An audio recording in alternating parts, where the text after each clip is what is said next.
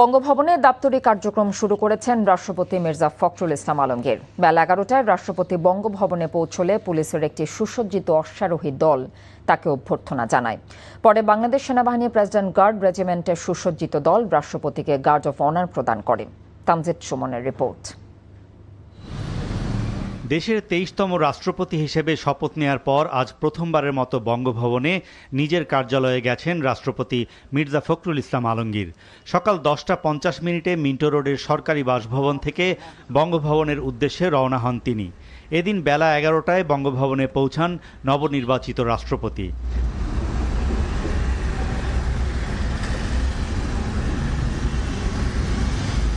বঙ্গভবনে পৌঁছালে প্রধান ফটক দুয়ে বাংলাদেশ পুলিশের একটি সুসজ্জিত অশ্বারোহী দল তাকে অভ্যর্থনা জানায়।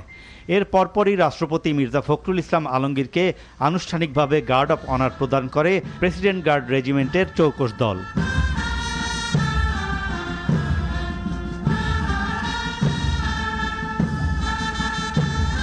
গার্ড অফ অনার প্রদান শেষে বঙ্গভবনের রাষ্ট্রপতির সামরিক সচিব, জনবিভাগের সচিব, প্রেস সচিব ও পিজিআর কমান্ডার রাষ্ট্রপতি ও তার পরিবারের সদস্যদের ফুল দিয়ে স্বাগত জানান।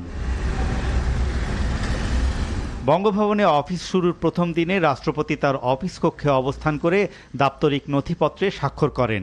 এরপর তিনি বঙ্গভবন পরিদর্শন বইয়ে স্বাক্ষর করেন।